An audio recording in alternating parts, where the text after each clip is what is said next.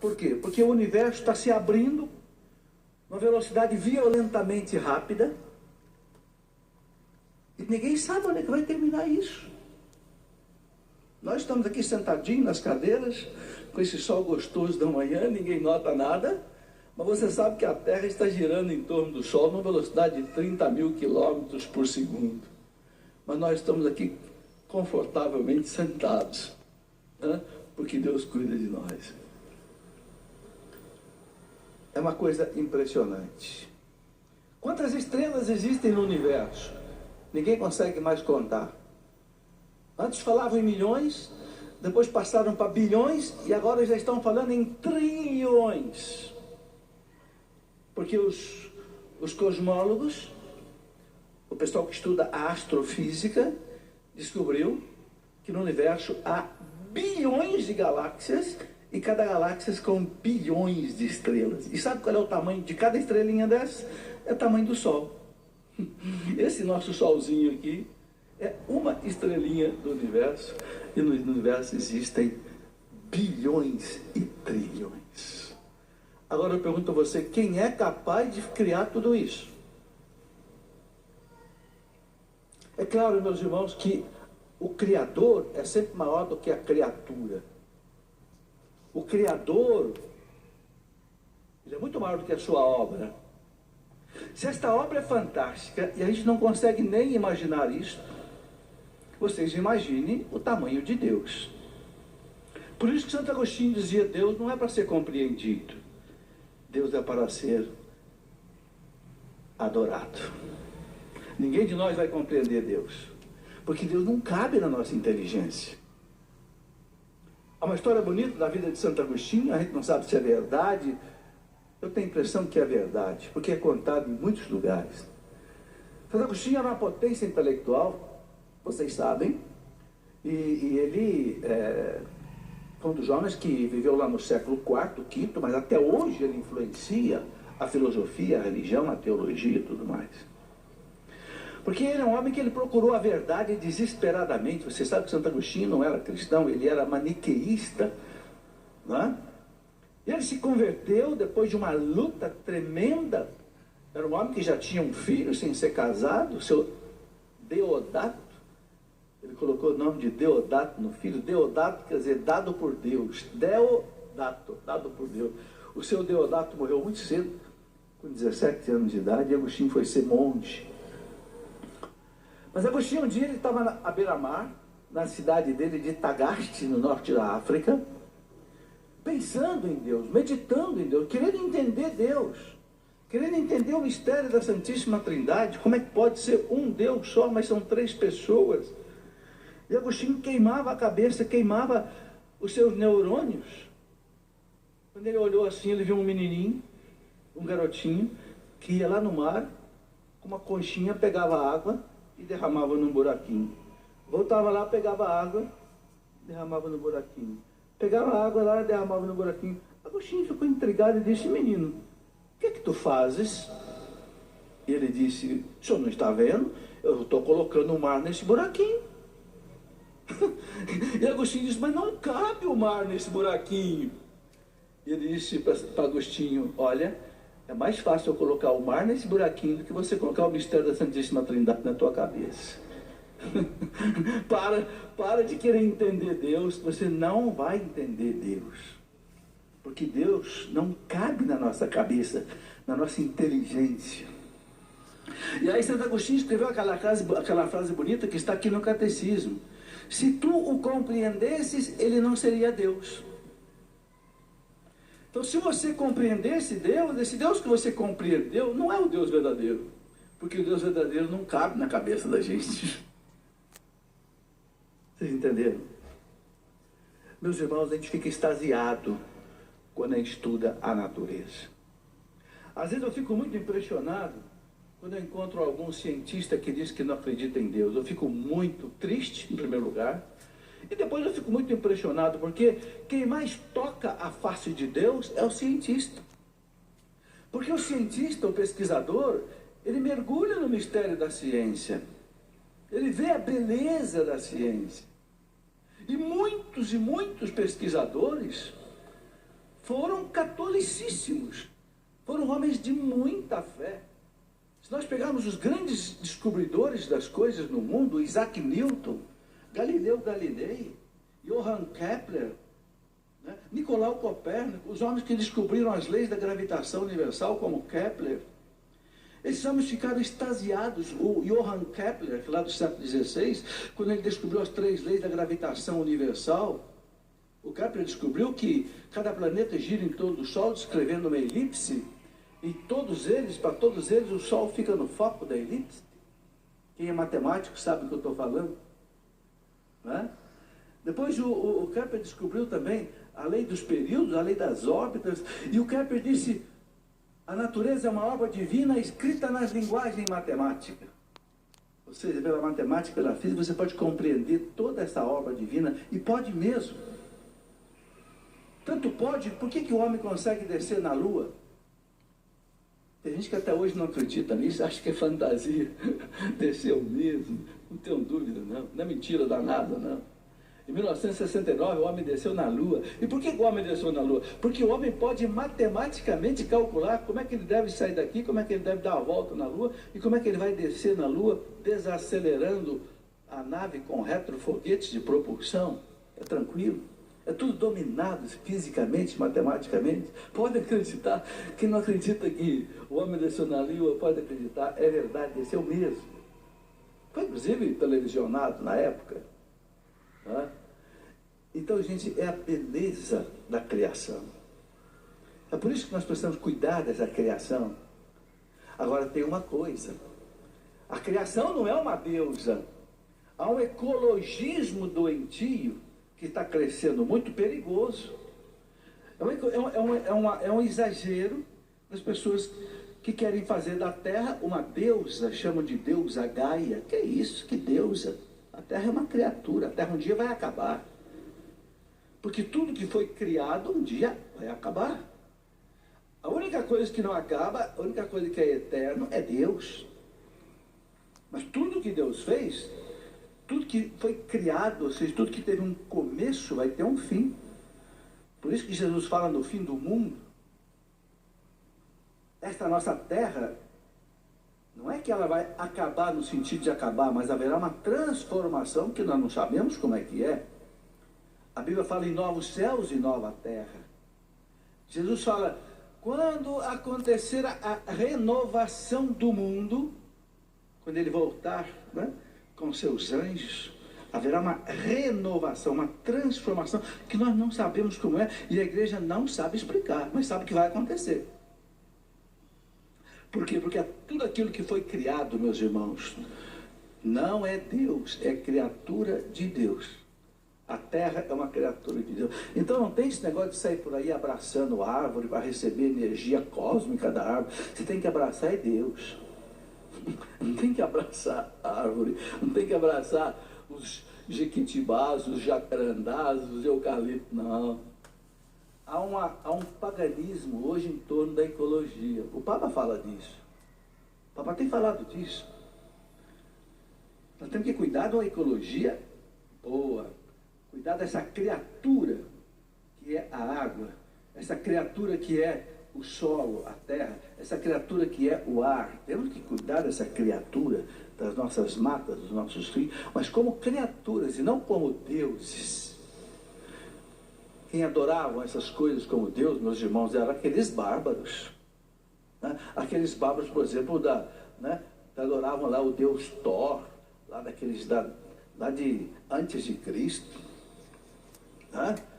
Um dia, na história belíssima de São Bonifácio foi aquele santo que evangelizou a Alemanha. São Bonifácio, um dia, ele encontrou um enorme de um carvalho, onde as pessoas adoravam aquela árvore, como se fosse uma deusa. Bonifácio disse, eu faço um desafio para vocês. Eu meto o machado nessa árvore e vocês vão ver que essa deusa de vocês não vai fazer nada para mim. E a turma topou o desafio. A turma disse, a hora que ele derrubar aquela árvore vai matá-lo. E ele derrubou a árvore, aproveitou a árvore para fazer um monte de cabana para a turma morar, e continuou vivo no meio do povo, e o povo deixou de ser pagão, virou cristão. O povo se converteu. São Bonifácio, que foi o evangelizador da Alemanha. Vocês entenderam? Então, mas esse paganismo está voltando hoje. Estou vendo gente aí adorando árvores, gente adorando as estrelas. Será que nós vamos voltar no tempo da Babilônia? Onde os babilônicos lá do tempo de Abraão acreditavam que as estrelas eram deuses, que os astros eram deuses, daí vem a astrologia e adoravam esses astros? Não, a ciência já mostrou que nada disso é Deus, são criaturas de Deus. Ok? Então há uma ecologia saudável, a ecologia, né, necessária, mas também nós temos que ter cuidado com uma ecologia meio doentia. Hoje, se você, por exemplo, quebrar um ovo de tartaruga numa praia, você pode ser preso inafiançável. Inafiançável quer dizer o quê? Não adianta pagar fiança para sair da cadeia, que não pode. Mas se você for numa esquina e abortar seu filho, não acontece nada. Embora seja crime no Brasil. Então, será que um ovo de tartaruga está valendo mais do que uma criança no ventre da mãe? É essa ecologia que nós queremos? Que cuida mais dos animais do que cuida do ser humano?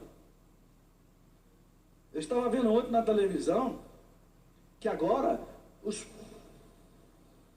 essas pet shops e etc., que cuidam, essas clínicas veterinárias de animais, agora são obrigadas a ter ambulância de animal. Não pode mais carregar o bichinho em qualquer carro. Engraçado, o ser humano é carregado de qualquer jeito por aí, né? Mas o animal agora tem que ser carregado na ambulância. Porque senão não pode. Será que nós não estamos invertendo as coisas, não? Será que nós não estamos colocando os bichos, os animais, acima do homem?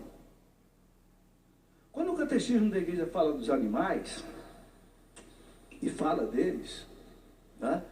Eu estou colocando isso que é para a gente entender a ecologia de maneira correta. Né?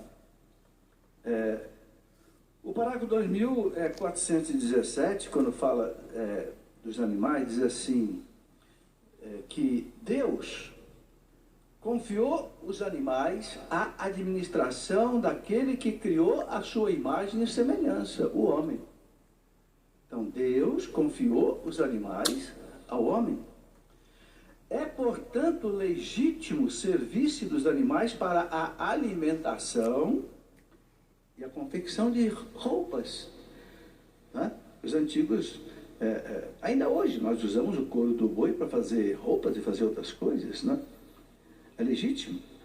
Podem ser domesticados para ajudar o homem em seus trabalhos e lazeres. Os experimentos médicos e científicos em animais são práticas moralmente admissíveis se permanecerem dentro dos limites razoáveis e contribuírem para curar ou salvar as vidas humanas. Ou seja, a igreja concorda que se use a cobaia, o bichinho, para fazer experiência, para que você possa saber se um remédio ou outro remédio pode ser depois usado para o homem.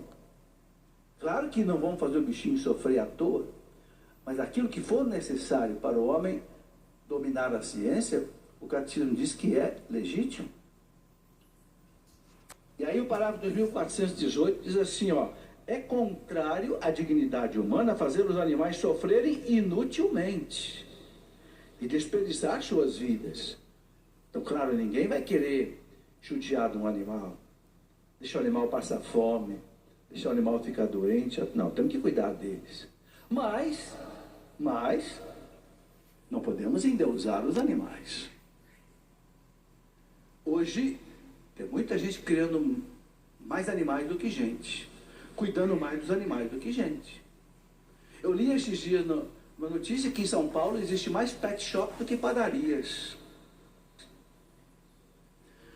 As pessoas não estão querendo mais ter filhos, mas estão querendo ter cachorro.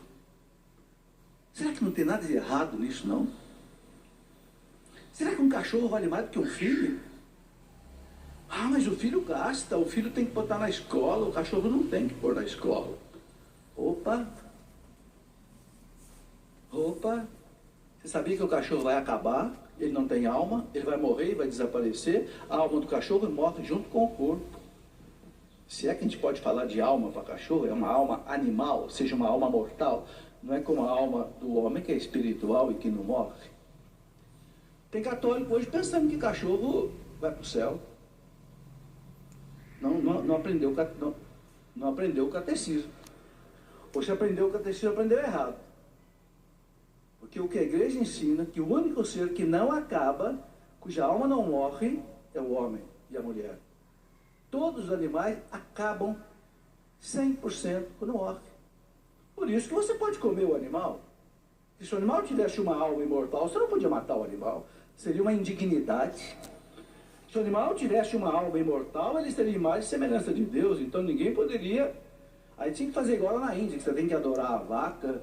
Ou então igual era lá no Egito, adorar o boi Apis, que era o deus dos egípcios. Nada disso. O que a fé cristã veio trazer para nós, com o cristianismo, é que o animal é uma criatura de Deus, que foi criada para servir o homem. E por isso o homem deve tratar bem dele, não deve judiá-lo. Mas o homem pode usar, sim, o animal para o seu transporte, como você usa o cavalo, você usa o burro. Você sabe quando é que o burro dá glória a Deus? O burro dá glória a Deus quando ele serve ao homem, quando ele puxa a carroça do homem, quando ele transporta, o cavalo transporta o homem para lá. Ele está dando glória a Deus. Por quê? Porque ele está fazendo aquilo para o qual Deus o criou.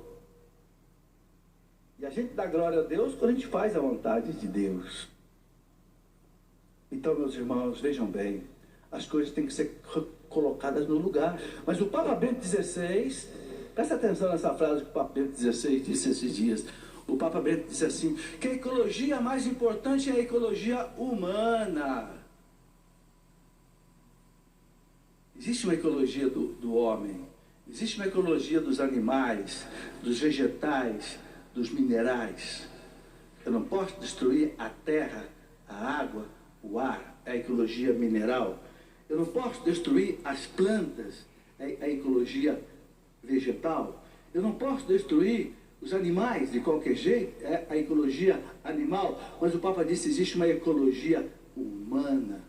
Eu não posso destruir o homem, porque o homem é imagem e semelhança de Deus. O catecismo da igreja, meus irmãos, diz uma coisa muito bonita. O catecismo diz assim, por que Deus criou o mundo? Que pergunta interessante, né? Será que Deus não estava satisfeito sozinho antes de criar o mundo, antes de criar o homem?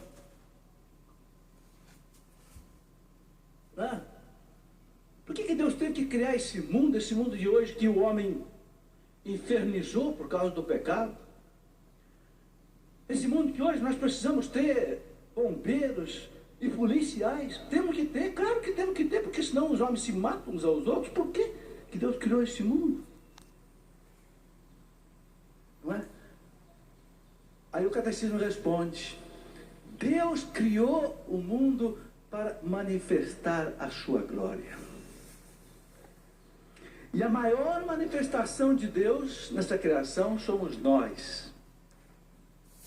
Porque vocês sabem que aquela narrativa do Gênesis, o Deus criado, o mundo criado em 6 dias, onde é que começa? Começa no reino mineral, depois vai para o reino animal, vegetal, animal, e aí vai, por fim, o homem e por último a mulher. A mulher é a última e a mais bela criatura de Deus, que foi a última que Deus fez. Meus irmãos, as mulheres têm que pensar muito nisso. A última criatura que Deus fez foi a mulher. Claro que na mesma dignidade do homem, mas foi a última. Qual foi a primeira coisa que Deus fez? A luz. Fiat lux, né? Lá em latim, faça-se a luz. E a luz foi feita. Hoje os cientistas estão entendendo de onde é que veio isso. Vocês já ouviram falar no Big Bang? Né? O ato criador de Deus, o início do universo. E agora está provado que o Big Bang realmente aconteceu, porque nesse ano que passou, houve uma das maiores descobertas da física moderna, que foi o bóson de Higgs. Né? Eu eu quero falar um pouquinho disso. Não sei se todo mundo vai entender, mas eu quero falar um pouquinho disso para a gente ver a beleza de Deus, a beleza da criação. E por que nós temos que olhar a ecologia assim com um olhar de teologia, não só um olhar de ciência, de meio ambiente? O catecismo diz, repito, porque Deus criou o mundo para manifestar a sua glória. Um dia um colega meu muito bom, mas que infelizmente ele diz que não acredita em Deus. Tudo bem, eu respeito. Nós não temos que fazer guerra aos ateus, não. Nós temos que respeitar a crença de cada um. Nós temos que fazer de tudo para convencer o ateu que Deus existe. Mas não podemos ofendê-los, nem ser inimigos deles. Não, não é isso. A igreja não prega isso de jeito nenhum. A igreja quer que nós sejamos amigos de todos, respeitemos. Uma coisa são as ideias, outras coisas são as pessoas. Temos que respeitar as pessoas, as crenças de cada um. Mas esse amigo meu, que é um grande amigo meu, ele diz que não acredita em Deus. E eu vivo tentando convencer que não existe. Aí um dia ele perguntou para mim assim, mas Felipe, por que Deus é esbanjador? Eu digo assim, como Deus é esbanjador? Deus é esbanjador. Porque há bilhões de galáxias, bilhões de estrelas. Por que quando a jabuticabeira da jabuticaba você não consegue nem colher, porque dá tanta jabuticaba? Ele estava inconformado. Por que Deus é esbanjador? Aí eu falei, meu amigo, você me deu a resposta que eu precisava para te dar. É para você acreditar que Ele é Deus. Ele fez essas coisas tão grandes, tão violentas, tão gigantescas, que é para você poder ver Ele um pouco. Vê-lo um pouco. Natureza. Já que a gente não pode compreender Deus com a inteligência, então o catecismo diz, então nós vamos compreender um pouco Deus olhando para a natureza. E olhando para dentro de nós. Quando você olha para o cosmos e pergunta quem é que fez esses trilhões de estrelas? Quem é que fez esse mar gigantesco que é água que não acaba mais? Quem é que fez tanto oxigênio, tanto nitrogênio, tanto gás carbônico, tanto minério que tem nesse subsolo, e ouro, e prata, e zinco, e manganês, e potássio, e molibdênio? Quem é que fez tudo isso? Não fui eu, nem você. Quem foi? Então Santo Agostinho disse, interroga as estrelas, interroga o mar, interroga os pássaros, pergunta para as flores, e elas vão te responder. Então eu dizia para ele, meu amigo, Deus é esbanjador, que é porque a gente não tenha dúvida da infinitude dele, da grandeza dele. Infelizmente hoje, gente, nós estamos cultuando o feio. Eu estou vendo gente querendo usar caveira na roupa, estou querendo gente, esses desenhos animados horrorosos, de verdadeiros monstros, cheios de chifre, de olhos, e cuspindo fogo, e o seu filhinho de 3 anos assistindo. Para com isso. Vamos voltar para aqueles filminhos de desenho de pica-pau. Eu acho que era muito melhor. Quando eu era criança, eu era vidrado no pica-pau, né? O pica-pau era bandido, era malandro, judiava do coitado do lobo, mas era um desenho inocente. Não tinha essas feiuras que nós temos. Nós estamos cultivando o horror, o feio. Nós temos que cultivar o belo, porque Deus é belo. As flores são belas, as crianças são belas, as mulheres são maravilhosas. Deus gosta do belo, uma pérola, um diamante que você olha que Deus fez. Vocês entenderam? Então Deus não é só esbanjador, Deus é belo. Santo Agostinho diz, Deus fez todas as coisas com amor, com sabedoria e com bondade. Meus irmãos, olhamos para dentro de nós. Olha para dentro de você. Pensa assim, quem é que me deu essa inteligência?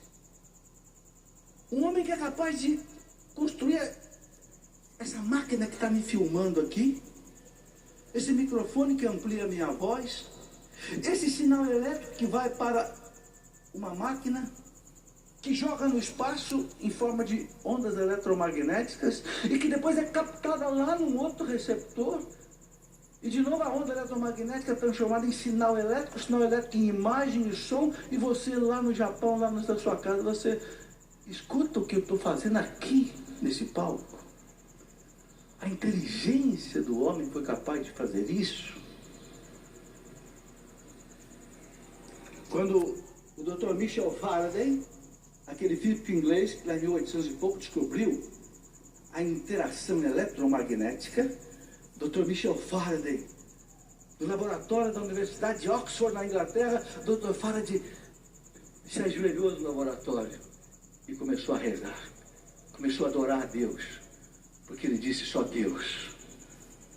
Quando ele fez fez um ímã se movimentar, e o fluxo magnético fez surgir numa espira, uma corrente elétrica, acendeu uma lâmpada, ele descobriu a interação eletromagnética, e é por isso que hoje existe um controle remoto de tudo isso que a gente sabe.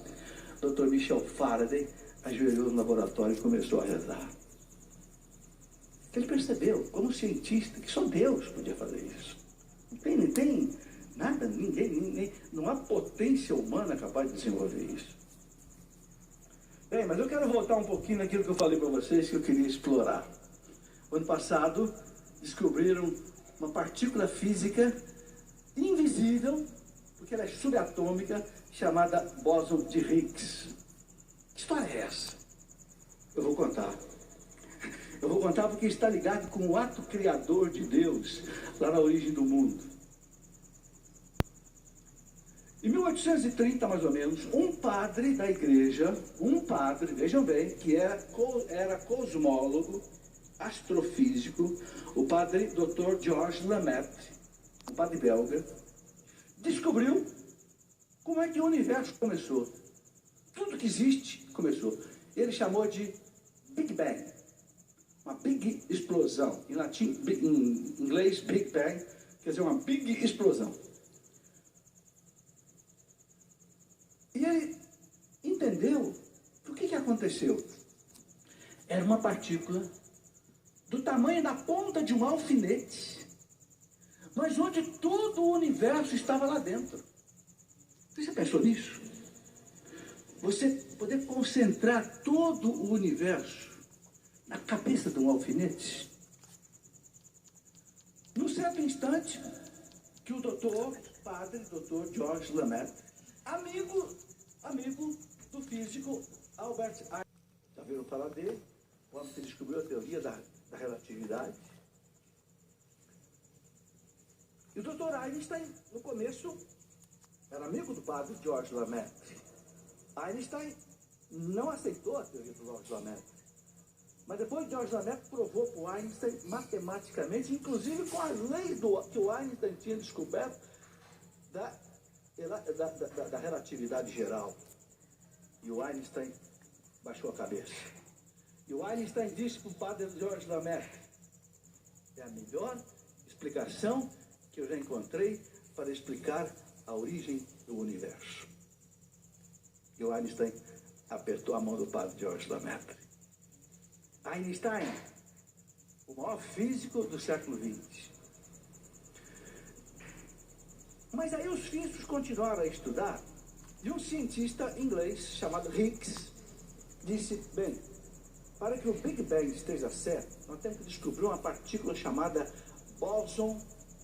Bóson é o nome de uma das partículas subatômicas. Aí deram o nome de bóson de Higgs, porque foi o Higgs que propôs, há uns 30 anos atrás, que essa partícula tinha que existir. Só que para descobrir essa partícula era extremamente difícil. Muita gente desanimou de procurar esse bóson de Higgs. Mas aí, os europeus, no instituto chamado CERN, C-E-R-N, que é o Centro de Pesquisa Nucleares da Europa, e subpartículas atômicas, esse bóson aqui funciona como um freio. Toda a energia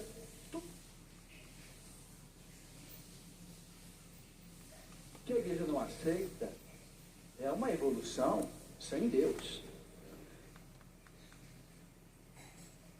faz em Big Bang, em Big Explosão. Hoje se fala em Big Expansion. Uma big, na verdade, foi uma big expansão ordenada. E o mais bonito de tudo isso, vocês sabem o que é? Qual era a meta de Deus nessa explosão? De 13,7 bilhões de anos atrás. Qual era a meta? A meta era você. A meta era o homem e a mulher. Hoje a igreja não tem dúvida que o mundo veio da evolução. A igreja não tem dúvida.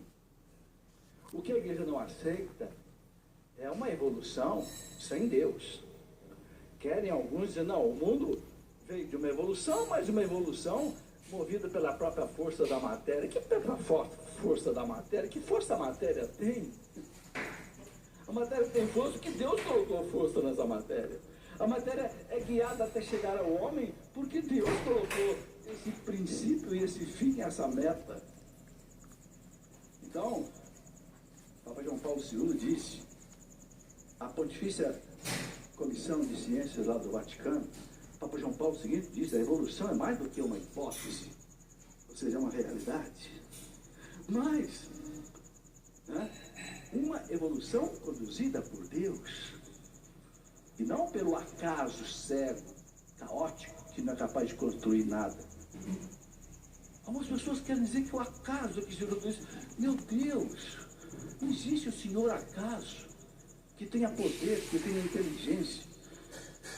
Eu te dou um exemplo muito fácil. Se você sair hoje da sua casa, trancar sua casa, bem trancadinha, todas as portas, todas as janelas, e você voltar na sua casa depois de 40 anos, eu pergunto, a sua casa vai estar mais arrumada ou vai estar mais estragada? É claro que vai estar mais estragada. Os cupins vão comer todos os móveis. Né? O teto vai começar a desabar porque começa a dar goteira, começa aquilo, começa mais aquilo. E cadê o acaso que não tornou a minha casa mais bela nesses 40 anos? O acaso não tornou tua casa mais bela nesses 40 anos porque o acaso não existe. Não é um senhor que tenha mãos, poder, inteligência para fazer alguma coisa. Então como é que querem que o acaso seja responsável pela beleza das aves, dos pássaros, dos peixes, do ser humano? Como é que querem que o acaso seja capaz de dar a minha inteligência, liberdade, vontade, consciência, capacidade?